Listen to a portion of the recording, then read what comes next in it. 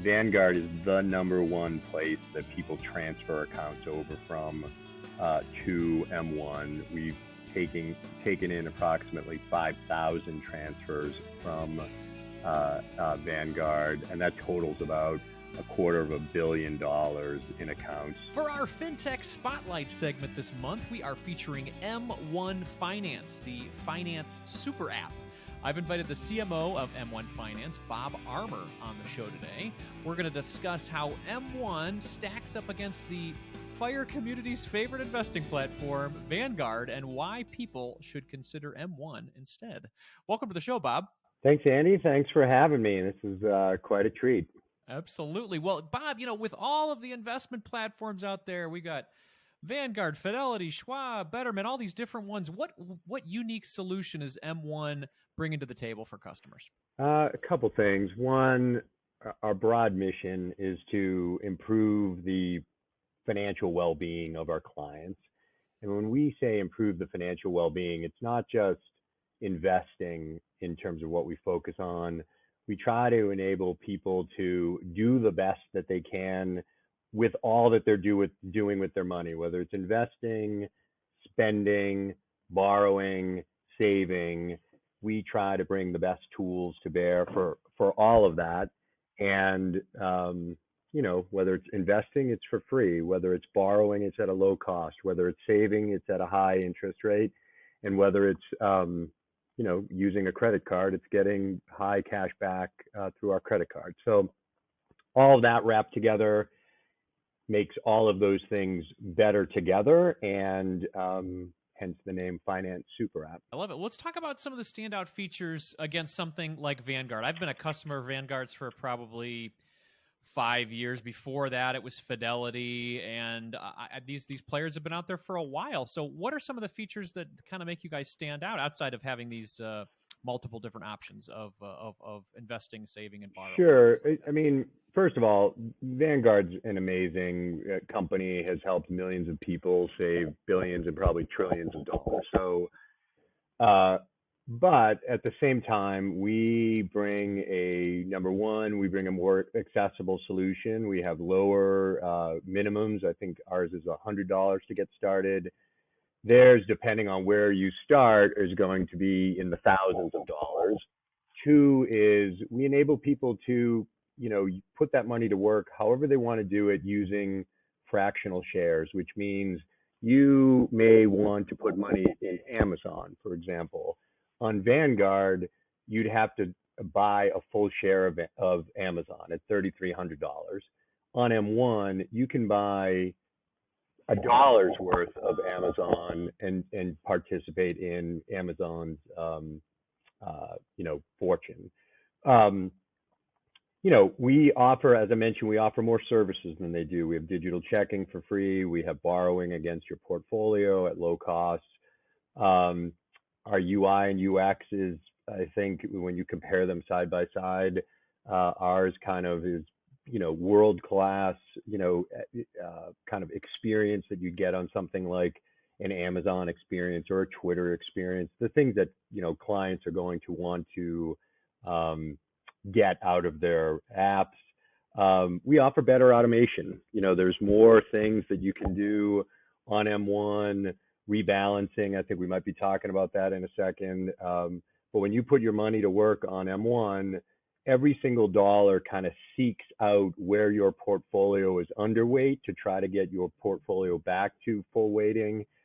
And you can set certain rules, between your accounts so that you can move money automatically. So for example, if you want to hold $1,000 in your checking account, and that's your kind of emergency savings account, you can set a rule that says, I'm going to build that up to $1,000.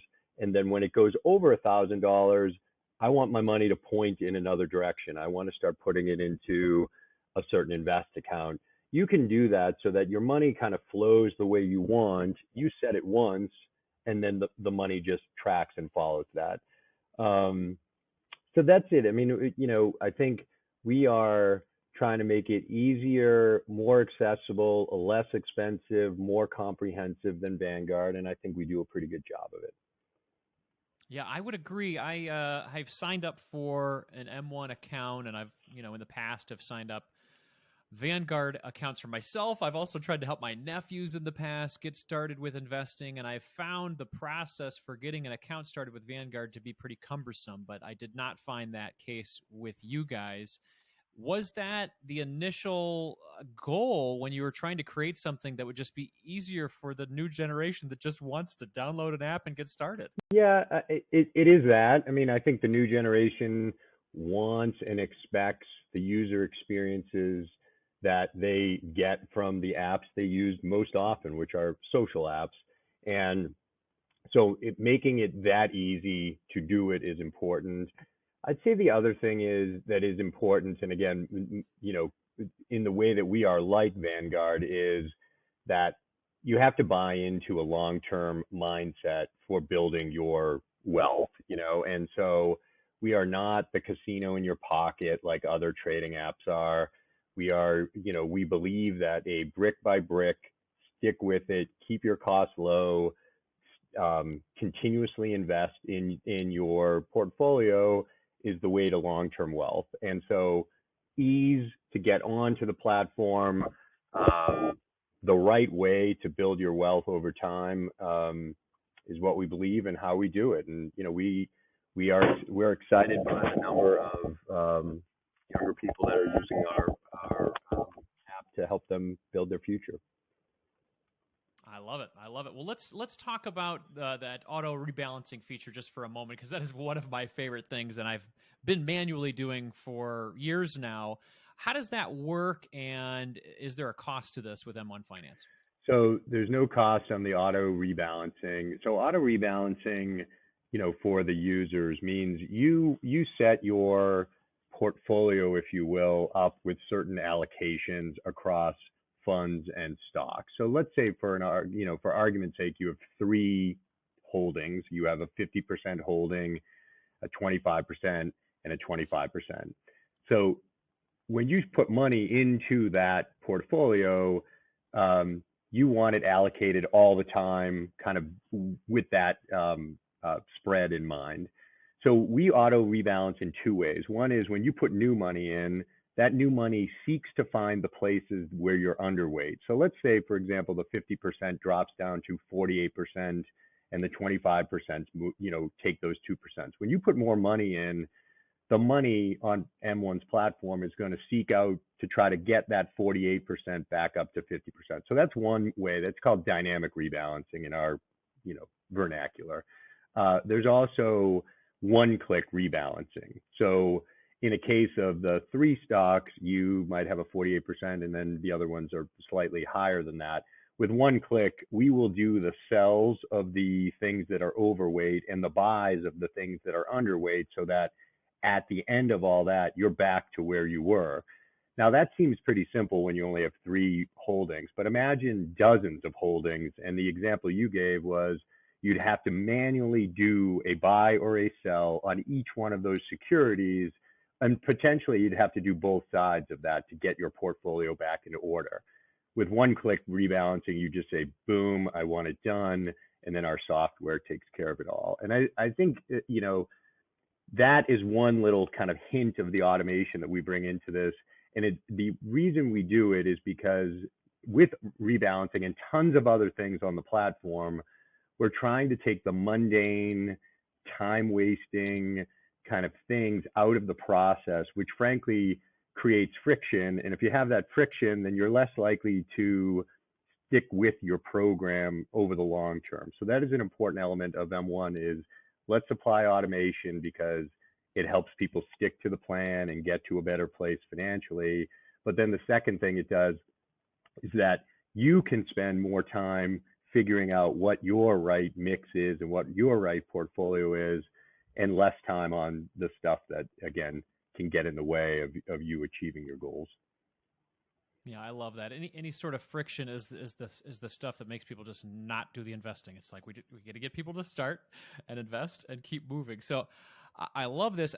One thing I wanted to ask is about M1 Finance not having mutual funds. It's only stocks, ETFs, and I know you guys are talking about buy and hold investing long term.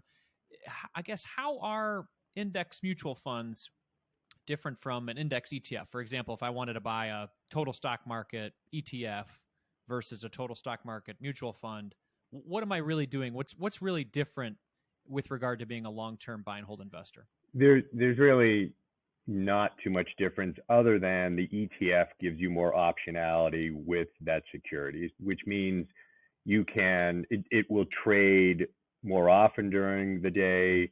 Oftentimes their prices are lower. I mean, the fees associated with it. So in the Vanguard case, I think the Vanguard their ticker is VOO. That's their ETF for the S&P 500.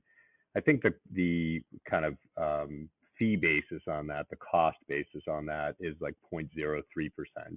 When you look at the mutual fund, that is the same, that actually, is the kind of same mix and the same approach to that particular bundle of securities.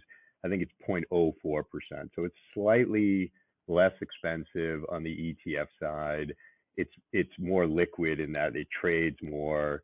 And if you're going to buy Vanguard mutual funds, you've got to go buy them through Vanguard. In the case of M1, you can buy, I haven't tallied it up, but I would say either all or most Vanguard ETFs, Fidelity ETFs, Charles Schwab ETFs on M1, and you're getting the same exact thing you'd be getting from them, just in ETF form. So long story short, the ETF and the mutual fund are essentially the same thing, but the ETF is just more liquid.